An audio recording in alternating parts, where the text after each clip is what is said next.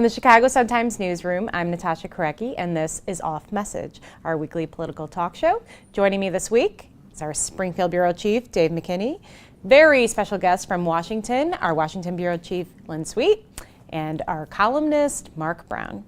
This week we're going to be doing a little bit of post-election stuff, and right out of the gates we have Bruce Rauner announcing that a bunch of independents and Democrats are behind him. The reality is solving our problems is not partisan. Leadership is not partisan.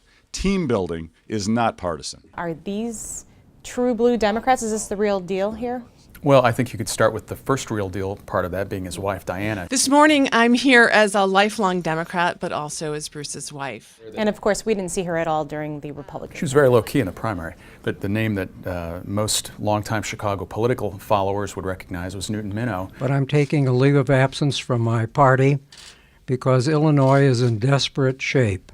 A longtime Democratic lion here, appointee of John F. Kennedy, headed the Federal Communications Commission back in the early 60s. There was the Reverend Meeks, a whole slate of people that were part of the Democratic independent mix that Rauner's trying to draw. You know, I was out there hearing him say every day on the campaign trail that he was a conservative Republican. And We're living on the crumbs that the Democrats throw us. It's wrong. We've got to stand up and fight for principle. so it's good for him to show that he has Democratic friends. And so, you know, it's You don't sound too impressed by this. Well, no, I'm not too impressed. Well, here's what I think is really what's important, and I'm looking at the list now as we talk. What you have in this list of Democrats who have gone are some big Obama money people. Crown is on there, who is the Obama Illinois Finance Chair.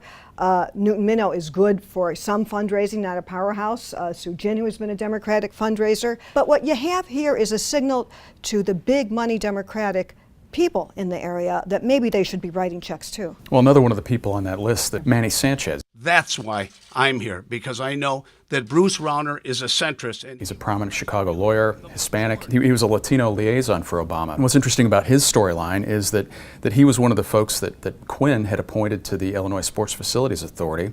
And when Quinn came in with a recommendation to appoint a woman that had worked on his staff as the lead of that agency, Sanchez balked, and he lost his job there, basically. So, we have a few people in this mix who might have an axe or two to grind against Governor Quinn. Quinn is having a very interesting response this week. We've seen a couple different things on the political side and on the legislative side, particularly starting in Springfield. Can you talk about what's happening there? Well, this is, when the Democrats come in this week talking about a coordinated campaign, we're seeing it truly on all fronts here. On Thursday, we've seen movement in Springfield on a minimum wage bill. That, of course, would raise the minimum wage to $10.65 by 2016, and if nothing else changes, that would be the highest in the country. This, again, shines a spotlight on Bruce Rauner and his inconsistent statements on the minimum wage. And Lynn, you telegraphed this on election night. You said, look at where the Democrats are holding their unity breakfast the next morning at the Billy Goat. The Republicans are holding theirs at the Union League. We've now been seeing this class warfare theme come through. There are fundamental differences between these Democratic candidates, Durbin, the Senate leader, Quinn, who basically do earn their living by having to work. They basically live on the paychecks they get.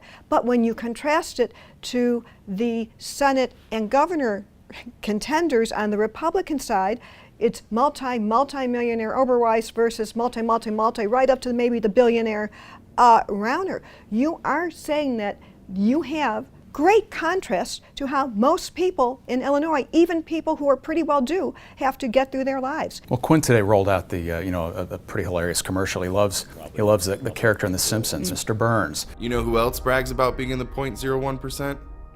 This guy.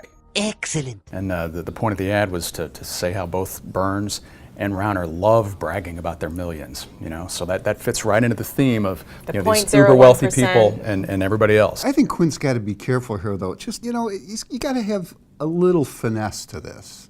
And just going after these guys because they're rich people, he's got to keep tying it to things like, the minimum wage or some issue that shows that these guys are really instead of just saying that they've got so much money they're out of. And one thing we neglected to mention about Springfield, at the same time there's movement on minimum wage, the House Speaker came out today with a proposal to tax millionaires. So we're seeing it on both ends here. And the money is going to go toward? The money will go towards schools. Yes. Who can complain about schools? So, right. Let's shift gears a little bit and talk about the Guzzardi-Berrios race. What does this say about Mike Madigan's power when you look at Guzzardi, you look at Derek Smith, and some of the people he's backed? It's a chink in the armor, clearly. A chink in his armor because, he invested a little bit of prestige, I mean, it took some chutzpah to go into, a district and say, Derek Smith, I voted to expel you from the Illinois House, but I'm going to support your campaign for re-election.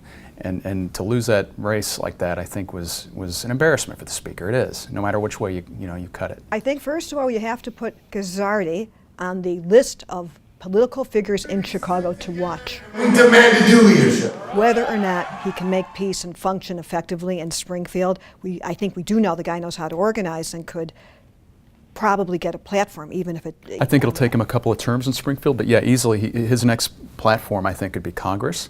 It could be certainly a countywide thing, but we have to see how he works. Madigan, what we don't know now is whether Madigan's going to put a brick on every kind of legislation that he proposes. So let me throw this out there just to think about. I know nationally the progressive organizations were put out releases. They see him as part of this progressive resurgence that's happening in some places. What's interesting here is that there's a victory, and they're... Well, he's a fresh face. Yeah. He's a total fresh face in Springfield. And one more thing for Lynn. So Oberweis-Durbin. Yeah. Oberweis went to Florida the week before his primary election. Can he get away with that kind of stuff? And what is he facing in the general? Well, I doubt if he could get away with almost anything because the damage is done. The commercials could be made. His wife using and establishing a residence in Florida as a tax ploy.